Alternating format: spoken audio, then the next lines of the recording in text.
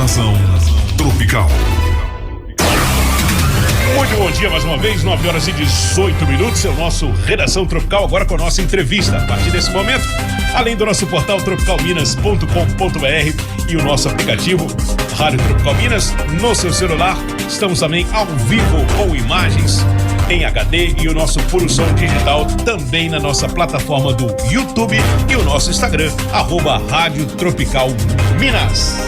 É que hoje nós estamos recebendo a Priscila Lopes, ela é fonoaudióloga e especialista em audiologia, um assunto muito interessante que nós vamos abordar aqui, lembrando que a gente está no Setembro Surdo, então vamos trazer um tema dentro para esse público também. Bom dia para você, Priscila, seja bem-vinda. Obrigada, bom dia a todos, eu estou muito feliz de estar aqui, espero contribuir. Pois é, e a gente vê que é uma atuação muito importante, né?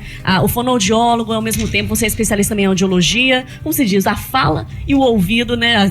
As coisas que se conectam. É verdade. Isso mesmo, interligam, audição, né? Exatamente, é através da audição que a gente tem exatamente a habilidade da fala, né? Da comunicação. E o fonoaudiólogo é o profissional capaz de tratar esses distúrbios de comunicação. De fala, de audição, de raciocínio, de linguagem. A gente está aí para contribuir nesse aspecto. A gente está no mês que é o Setembro Surdo, né? E vamos falar um pouquinho sobre essa questão, né? Sobre o tratamento da surdez, né? Pessoas que têm talvez uma baixa audição. Como que funciona? Então, pensando em surdez, a gente pensa de fato numa ausência de audibilidade. A pessoa surda, que é o que a gente comemora a visibilidade no mês de setembro, a pessoa surda ela faz uso geralmente de ou tecnologia assistiva com aparelhos auditivos ou com implante coclear, né, que é onde o fonoaudiólogo trabalha nessa intervenção, ou ela faz uso de uma língua, uma segunda língua chamada Libras, Língua Brasileira de Sinais, que é uma língua oficial no Brasil já desde 2002. Agora vamos falar um pouquinho também, porque a gente pode fazer uma geral aqui antes da gente adentrar mais nesse público, porque a gente sabe que a audição também, com o tempo, ela pode se perder. Pessoas que fazem uso frequente de fones, né, o som muito alto, esse contato direto. Fala pra gente quais são as principais causas da perda auditiva hoje em dia. Hoje em dia a gente tem a visibilidade maior para perdas auditivas está conectada realmente ao uso de fones ou exposição indevida a ruído. A gente pode pensar no ambiente laboral, né, com intenso ruído, além também de impacto, violência, acidente. Isso também pode levar à perda auditiva. Mas o que a gente mais vê é a perda auditiva induzida por ruído, né? É onde a gente orienta o uso de protetores auditivos em ambiente laboral, ou uso de fone por tempo mais curto, que não seja exposição tão prolongada que possa causar perda. Sim. E quais são os principais sinais iniciais que indicam a perda auditiva? Principalmente quando você começa a não compreender o que as pessoas dizem. Você está ouvindo, mas não está compreendendo, né? Havendo dificuldade de compreensão numa conversa, numa roda de família, e você começa a notar essa dificuldade de compreender a fala, já é um indicativo. Existe também o sinal do zumbido, que também pode ser um forte sintoma, que é quando você escuta um som parecido com um apito ou um chiado no ouvido, que também pode ser um sinal de perda auditiva. Nesses casos, como que a gente... qual é... Nossa, até perdi a forma de falar aqui. Eu tô com a fonoaudióloga aqui comigo, hein? Olha só. Como que é diagnosticado isso? Como que é feito o tratamento também, né? A pessoa que tem essa perda auditiva. Muito bem. A pessoa que possui uma suspeita de perda auditiva, é importante que ela se submeta a algum teste. Então, o teste que a gente mais recomenda numa idade média, de crianças a partir de 7 anos principalmente, até a idade adulta, a gente realiza um teste chamado audiometria. A audiometria consegue detectar se há uma perda auditiva ali ou não. Existem vários outros, mas a audiometria é principalmente o exame mais comum. E aí, detectando ali um problema, a gente consegue, baseado numa avaliação médica, a princípio, uma intervenção, ou medicamentosa, caso o médico sugira, ou com adaptação de aparelhos auditivos ou implante coclear. Priscila, você falou aqui da questão do ruído, do barulho, né, que é o fator principal para que a pessoa comece a perder a audição. A gente fica vendo através de imagens, de televisão e também presenciando, né, de forma presencial, pessoas que levam crianças pequenininhas, recém-nascidas, para festas, para shows, né, para partidas de futebol. Qual é o dano que um local desse, com tanto barulho, pode provocar numa criança dessa recém-nascida? Perfeita a sua colocação. Isso é algo que também me impressiona muito. Ao levar uma criança pequena para um ambiente com tanta exposição sonora, é importante que a gente coloque nessa criança um protetor. A gente tem protetores auditivos para crianças que podem ser colocados de forma superior, supra-aurais, a gente coloca por cima do ouvido, que pode proteger a audição dessa criança para que ela não venha ter ali uma perda auditiva tão precoce, né? Afinal de contas, a gente espera que o idoso ele desenvolva alguma perda a partir da idade, uma perda natural das células do ouvido, mas na criança a gente não espera, ainda mais induzida por ruído, né? Então, esse ponto que você mencionou é sensacional da gente trazer essa conscientização para as pessoas. Ou levar a criança usando algum tipo de proteção, né? Ou poupar a criança de um ambiente tão ruidoso. Como que a perda auditiva influencia a vida social e emocional, né, das pessoas? Inclusive, a gente consegue vincular o nosso Setembro Azul, que a gente está mencionando aqui sobre perdas auditivas, ao Setembro Amarelo, né? Que é quando a gente traz a consciência da importância da vida. A audição, ela viabiliza a socialização, né? Quando eu escuto bem, eu me comunico bem, eu consigo conversar com meus pares, né? Com minha família, eu consigo compreender quando eu vou à igreja, no supermercado, nas relações, enfim. Então, ouvir bem é viver bem, né? A gente traz essa importância à tona nesse mês, principalmente, para que as pessoas tragam essa consciência em todo momento. Quando eu estudava, né, no ensino médio, eu tive um professor que ele usava um aparelho auditivo. E a gente percebe que as pessoas ainda podem ter um preconceito com relação a isso.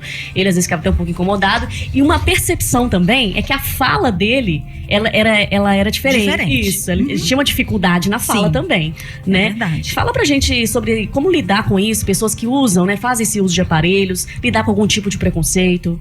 A gente orienta que o uso do aparelho auditivo seja algo que seja lidado com isso, com o máximo de tranquilidade, com normalidade.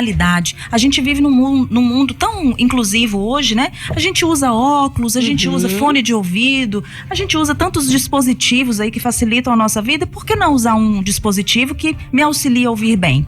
E hoje em dia a gente tem várias opções de aparelhos auditivos, desde os menores modelos até modelos de cores, modelos que acessam o celular. A gente consegue, por exemplo, acessar um curso ou uma palestra através do celular e ouvir direto nos aparelhos auditivos, que muitas das vezes são pequenos, discretos, ou mesmo que forem grandes, isso não deve ser motivo de vergonha, pelo contrário, tem que ser de orgulho. Poxa, tô me incluindo novamente à sociedade, estou conseguindo participar das atividades que eu preciso. Então, que isso seja motivo de conscientização de todos, né, da sociedade, e que isso não seja motivo de vergonha.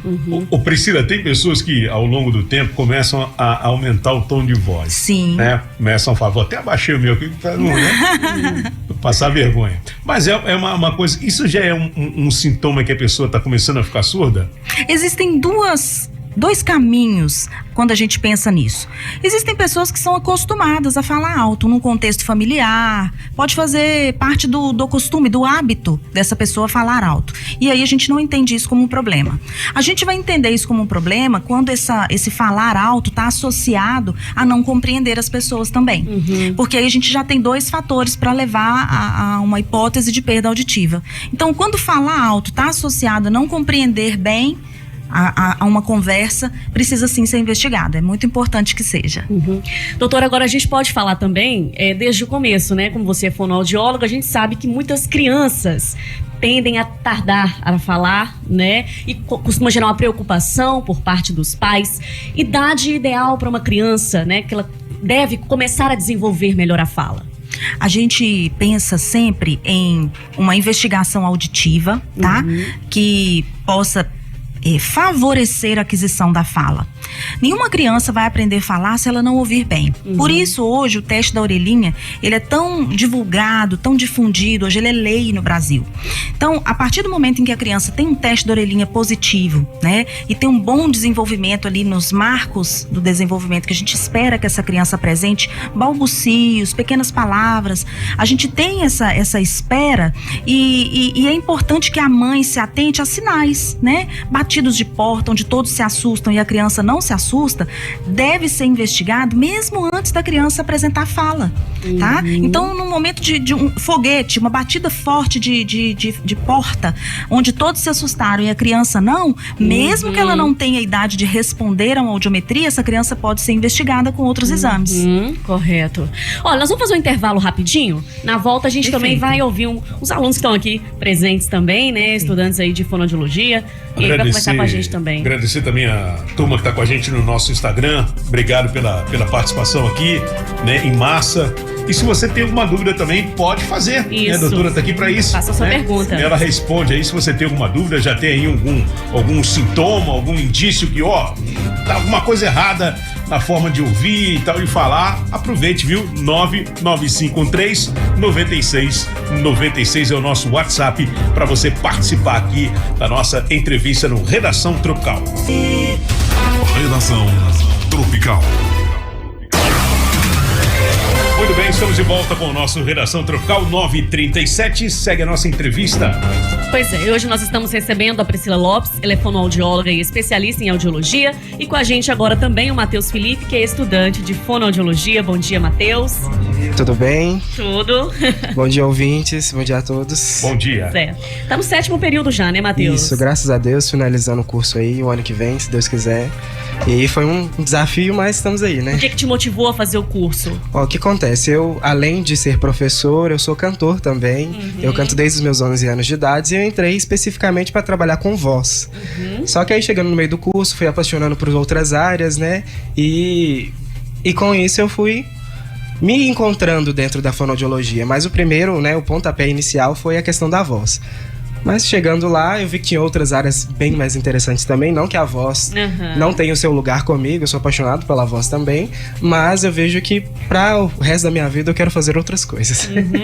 E quando a gente fala então da fonoaudiologia, vamos começar falando sobre o desenvolvimento da criança, né? Que a gente até chegou a comentar com a Priscila um pouco, da criança que demora mais para desenvolver a fala, né?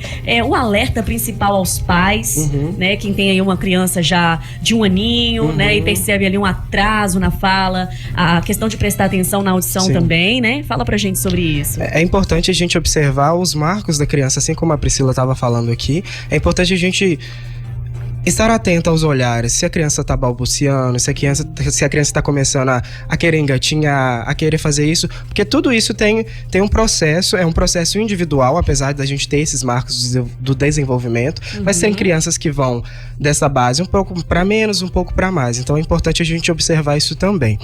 Então, alerta para os pais é isso, é você observar se a sua criança está dentro desses marcos, né? Esses marcos ficam disponíveis dentro do site da fonoaudiologia, ficam disponíveis também com outros profissionais. É importante também, se você estiver com alguma dúvida, procurar um profissional. É importante mesmo você procurar esse profissional e ver que acho que preocupação nunca é demais com relação a isso, né?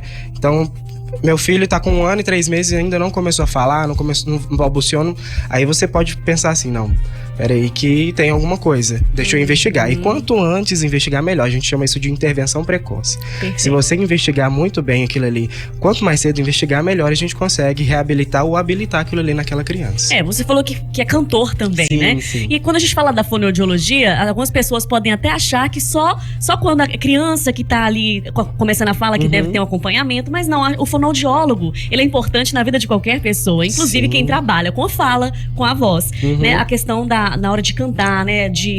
A dicção das pessoas. Isso, com certeza. Né? Sim, a gente trabalha com muitas outras áreas, né? As que são mais faladas é audição, é fala, mas a gente trabalha com deglutição, a gente trabalha com a questão da voz, né? Patologias, fisiopatologias dentro da voz. A gente trabalha com a questão também relacionada à áudio, a otoneurologia, que é a parte envolvida com o labirinto, né? Que é a parte de equilíbrio do nosso corpo. Então, todas as funções estomatognáticas, que são as funções orais, assim, da cabeça e pescoço, a gente trabalha, né? E principalmente com relação às funções, né? Que é fala, respiração, deglutição, mastigação. Então a gente está envolvido com tudo isso junto com os outros profissionais, que a gente não faz nada sozinho, né? Com certeza. Priscila, e tem também algumas pessoas que trabalham com a fala diretamente, com comunicação, e que tem a língua presa. O pessoal costuma usar o termo, né? Tem a língua presa. Isso também é tratado, né? Sim, perfeitamente. É tratado pelo fonoaudiólogo. Inclusive, vale a pena lembrar que a gente tem hoje em evidência o teste da linguinha, onde a gente consegue consegue avaliar essa condição desde o bebezinho, o pós-nascido, né? Ele pós-nascido pode ser avaliado por um fonoaudiólogo para observar ali se o frênulo lingual está necessitando intervenção, e desde bebezinho a gente já faz a intervenção para que não haja prejuízos no futuro, tanto de fala como de mastigação e de deglutição, como o Matheus mencionou. O bebê pode sofrer alguma intercorrência até mesmo ao amamentar, né? Havendo um frênulo ali que o impeça de realizar esse movimento. Então, essa língua presa, ela já pode ser investigada e tratada desde o nascimento. Hoje, graças a Deus, a gente já tem condições de fazer isso. Você tem, eu não sei se a questão é bem essa, é da área da fonoaudiologia, mas a forma de falar com a criança também. Isso propicia que ela comece a falar de forma correta, porque tem pai que fica usando palavrinhas erradas, porque é criança, né? E tal. E a criança começa, a percepção da fala vem do que ela ouve, né? Sim, perfeitas palavras que você mencionou, Kekel. A gente orienta que o que seja apresentado à criança é um modelo de fala correto, né? A criança vai copiar o que ela vivencia. E não só como palavras no diminutivo, como a gente mencionou, mas até palavrões, né? O que você apresenta para a criança de exemplo é o que ela vai seguir. A gente pode até pegar alguns exemplos, né? Hoje com a mídia aí, com a internet, tudo, a gente tem acesso a tudo isso. Crianças que a gente observa assim, tão pequeninas e com a dicção perfeita.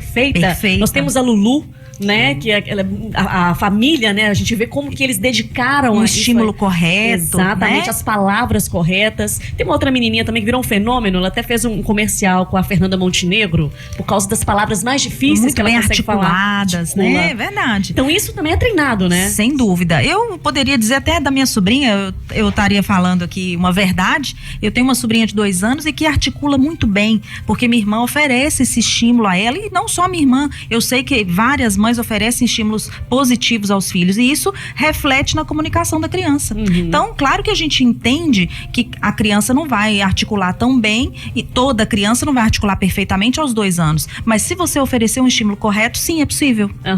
E a criança cebolinha? A gente fala criança cebolinha, é a criança que fala só com o L, né? Segura o R. A gente estudou isso muito em fonética e fonologia, né? Que é a parte que a gente estuda todas as questões relacionadas aos sons, à escrita daquela palavra em si.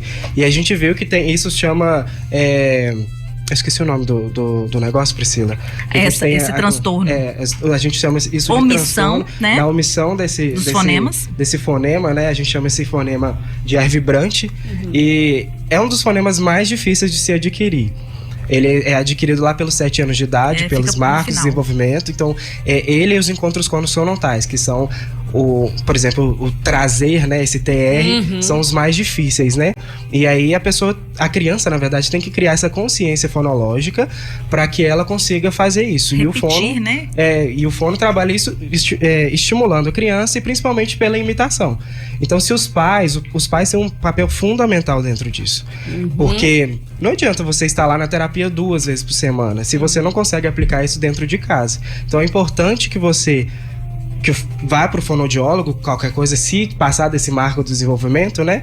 E aplicar isso para a criança automatizar, porque a gente não consegue somente automatizar. Até consegue, mas vai demorar um pouco mais de tempo para conseguir automatizar esses fonemas mais específicos. E olha só, eu até citei a questão da criança Cebolinha, porque eu me lembrei que eu conheci uma criança no passado que falava igualzinho Cebolinha mesmo. Fala, é tudo assim. E a mãe estimulava mais, porque ela só comprava os gibis do Cebolinha pra criança ler. E aí a gente entende que o gibi do Cebolinha não é um problema, mas é importante que a criança identifique ali o problema, que ela veja que tá diferente do contexto familiar, do contexto social. Então, quando a gente tem um modelo a ser oferecido, que é o correto, mesmo que ela veja numa revistinha, ela vai copiar o que a família produz no dia a dia, o que ela vê um coleguinha falando no dia a dia, ou que a vovó dela conversa no dia a dia. Então, oferecer o estímulo correto é a melhor maneira da gente chegar num resultado de fala das crianças que seja positivo, que seja o modelo de fala que a família espera. E nessa época ele tinha já uns 9 anos de idade, tá? Então foi tardio. Foi tardio. Hoje já é um adulto, eu não tenho mais contato, né? Não sei se ele desenvolveu, né? Se tratou, mas foi durante muito tempo. Mas é possível tratar. A gente consegue intervir, melhorar, fixar e automatizar, como o Matheus mencionou, através de terapia fonoaudiológica. A pessoa nasce gaga? Essa condição da gagueira é uma condição que, sim, ela pode se desenvolver, e ela nasce com essa condição, de fato. é possível melhorar, tratar, para que essa pessoa se sinta totalmente inserida na sociedade de novo, mas a gente sabe que é um desafio a ser vencido por essa pessoa, porque não é fácil, e precisa de intervenção, precisa de ajuda. E por que o gago, quando canta, não é gago?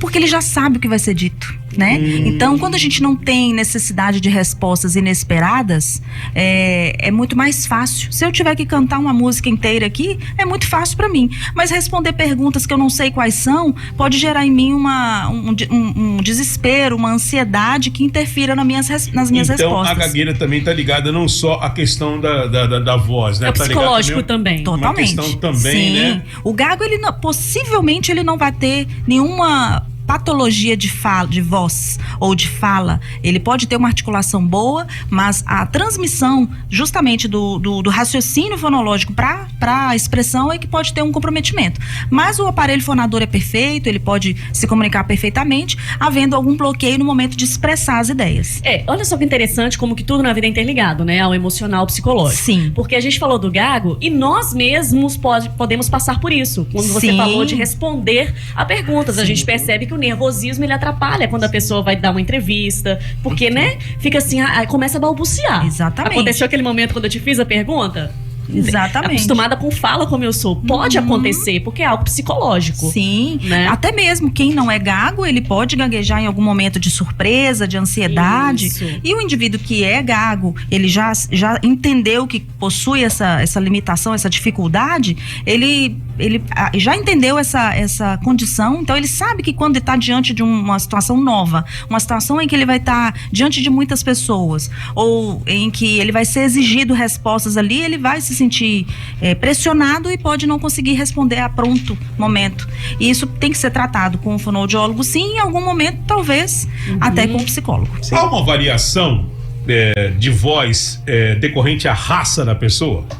Porque a gente sabe que a pessoa da raça negra tem uma voz mais encorpada, sim, né? Uma coisa mais bonita, mais aveludada e tal. Eu já percebi isso também.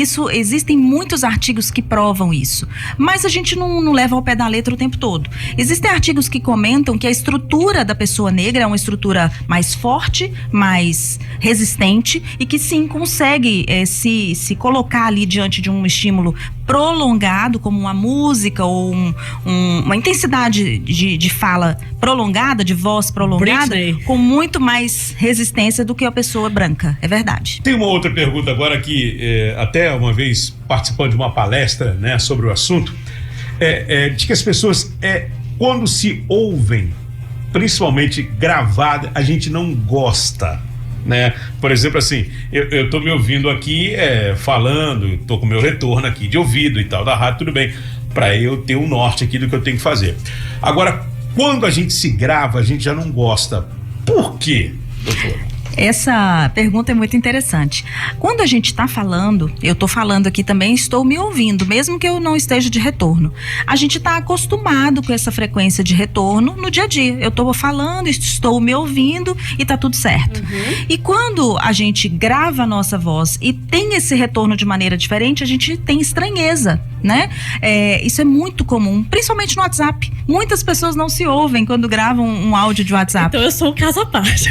Muitas amo pessoas, me ouvir. Então, isso não é uma regra, mas é verdade. Muitas pessoas não se ouvem e porque causam estranheza ao se ouvir, mas é algo a ser praticado. Eu convido você que não gosta de se ouvir, seja pelo WhatsApp ou por algum outro aplicativo, a fazer isso. Afinal de contas, a prática nos leva à perfeição. Exatamente. Porque, olha só, o que acontece assim, é interessante porque eu estou falando um fato que acontece comigo. Por exemplo, assim, eu ouço a Mayra o dia inteiro, a gente trabalha junto e tá aqui. Eu ouço a Mayra gravada, pra mim é a mesma coisa. Mas quando eu me ouço falando aqui, mas quando eu me ouço gravado, pra mim não é a mesma coisa. Eu te convido a realizar um exame chamado audiometria. Quando a gente realiza a audiometria, a gente avalia cada frequência de voz ou de audição separadamente, individualmente. Então você pode ter alguma frequência que você se escuta diferente de quando você grava. Então a audiometria consegue mostrar em limiares, em valores, se há algum alguma frequência que você tá precisando de colocar mais ou menos intensidade para se ouvir também. Por isso que pode estar te causando estranheza. Ainda mais que você é o profissional da comunicação, tá sempre exposto a algum tipo de som, é importante realizar. Perda já. Pois é. Então essa perda... Isso já foi comprovado. Essa perda auditiva pode causar estranheza na hora de se ouvir. Porque na hora que, se ele se ouvir na hora que ele tá com fone de ouvido, cantando uma música que na altura que ele canta no estúdio, aí ele não ia gostar de se ouvir mesmo, não. Porque a gente tem que ouvir. E tem a questão também dos aparelhos, né? Os aparelhos celulares, eles não conseguem captar a voz como a gente consegue captar com o nosso ouvido, né? Verdade. Então essas frequências são totalmente diferentes. Então pode causar esse tipo de estranheza também. Eu não gosto muito da minha voz por áudio também, não. E até por vídeo, até cantando, pra mim, pessoalmente, é muito melhor, muito mais gostoso de ouvir. Mas... Tá vendo? Não sou eu. Sim, mas eu já ouvi inúmeros casos. Isso que o Matheus falou é fantástico, porque de fato, nem todo celular ou equipamento consegue gravar a nossa voz de maneira total, né? A nossa voz é composta por uma infinidade de frequências ali quando a gente está emitindo. E na hora que a gente grava, a gente não consegue captar todas essas inúmeras frequências. Então, é captado um feixe específico de fala. E talvez aquele feixe te causou essa diferença, essa estranheza. Mas não necessariamente que é um problema. A gente vai testar, mas pode ser que esteja normal e seja só uma falta de uma falta de costume, né? E aí a gente consegue se praticar e se ouvir e tá tudo certo. Mas como você mencionou que já tem a perda, fica aqui um alerta. Talvez com uma reabilitação auditiva você se escute melhor. Bom, a gente está quase na hora de bater o gongo, mas eu queria deixar uma pergunta aqui também, uma questão, uma dúvida. O brasileiro sabe cuidar da voz? O brasileiro pode melhorar muito para se cuidar em relação à voz. A gente tem muitos modelos positivos, a nossa classe artística principalmente se cuida muito bem. Eu gosto muito de ver o quanto a gente tem artistas que trazem o trabalho do fonoaudiólogo em evidência através dos cuidados, mas eu oriento que os populares, as pessoas, a nossa sociedade cuide melhor da sua voz, cuide melhor da sua audição, se cuide melhor, né? Notando alguma diferença no tom de voz, de fala, de audição, de compreensão, procure profissional especializado. O fonoaudiólogo pode te orientar. Nem sempre você vai estar com alguma doença, às vezes uma orientação vai fazer toda a diferença. Tem algumas técnicas, né, que você pode até dar dicas para as pessoas de como cuidar da voz? Sim. Eu penso que a principal maneira de cuidar da voz está relacionada à hidratação, de tomar muita água o tempo todo, principalmente os profissionais da voz. Precisam dessa hidratação frequente, contínua, é a principal questão. Ela serve como lubrificante também nas cordas vocais. Exatamente, né? É o que traz ali o manejo da prega vocal, é justamente uma prega vocal hidratada, né? E quando perceber alguma alteração relacionada à voz, que haja uma procura ao profissional, que é o otorrino, para que seja realizado os exames, que sejam aplicados ali as tratativas corretas. Cada problema precisa ser tratado de maneira individual. Correto. Algum adendo, Matheus? Não, é isso mesmo que a Priscila falou. Questões também de bebidas muito escuras, né? Café. A gente bebe muito café, e o café, ele pode... Não é que ele atrapalha em si, mas ele pode dar pigarro na voz. Também, Excesso toda bebida escura. Excesso de açúcar e tudo mais, pimenta, então um tempero muito forte também. E a gente, condimentos, e a gente gosta muito disso, né? O brasileiro gosta muito de café, de muito tempero, né? Verdade. Então, pelo menos naquele dia que você for fazer, igual, por exemplo, pra mim, que eu sou cantor, naquele dia eu evito ao máximo tomar refrigerante, tomar café. Então, pelo menos naquele dia ali, comer uma maçãzinha também, algo assim. Não que a maçã tenha diretamente algo envolvido, mas eu tento fazer ao máximo pra comer o mais saudável possível. Se você estiver comendo saudável, com certeza aquilo ali vai te ajudar. E o gelado é mito ou é fato? A temperatura da água ou da bebida que você tomar impacta diretamente a temperatura que você está naquele momento. Se você está com o corpo quente e toma uma água gelada, pode haver sim um impacto muito grande no seu corpo ao receber esse líquido. Sabe por que eu perguntei isso? Porque eu vi uma dupla, né, num show que eu fui apresentar, e já entrevistei os dois. Um já partiu, infelizmente, mas eu fiquei de cara que eles faziam um gargarejo antes de começar o jogo com água geladíssima. Christian Ralph. É uma dupla que eu admiro muito. A gente orienta que os profissionais da voz, que principalmente cantores, eles têm o seu profissional de acompanhamento de cabeceira, né? Eu sou profissional audiologista, eu acompanho meus pacientes em relação à audição e eu recomendo fortemente que o cantor, que o ator, o locutor tenha seu fonoaudiólogo de cabeceira. Toda dúvida que tiver, que haja um contato principalmente. Geralmente, o fonoaudiólogo, ele traça uma ideia, um plano terapêutico para que esse profissional realize. Se tiver dentro de um objetivo específico, digamos que eles queriam alcançar uma nota X ou uma frequência X com um tom de voz, talvez haja sim uma estratégia em que a água gelada poderia contribuir. Mas de uma maneira geral, eu não recomendaria. De uma maneira branda, como a gente está falando aqui para muita gente, eu diria que a água em temperatura ambiente ou minimamente gelada, ela de uma maneira muito ampla vai ajudar todo mundo.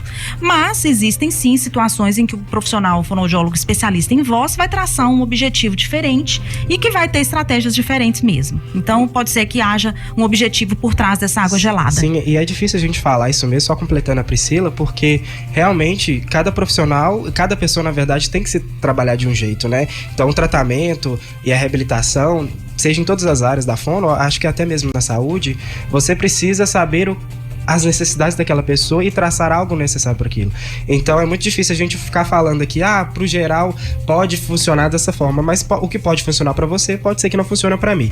Igual, por exemplo, eu tive uma professora de voz, e ela falou que os cantores que ela fazia a terapia, tinha cantor que se comesse banana garrava tudo, e tinha cantor que se comesse banana não garrava nada. Então vai muito da fisiologia da pessoa também. Interessante. Tem outro.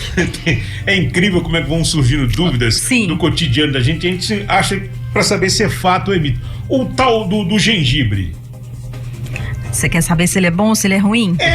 Porque se realmente é eficaz, algumas pessoas falam, né? Não, porque as pessoas toma uma balinha de gengibre que a voz vai ficar beleza. Eu diria que as duas coisas, tá? Vamos entender. O gengibre, ele é uma substância que ele consegue ter ações fortemente anestésicas. Sim. Então a gente consegue ter uma sensação melhor diante de um quadro de dor, de desconforto, mas de ardência. Mas ela pode camuflar alguma patologia? Mas um quadro onde eu consigo anestesiar um sintoma não significa que ele está resolvido. Sim. Ele está só abrandado. Eu estou abrandando, ele está paliativamente ali me dando uma redução do desconforto.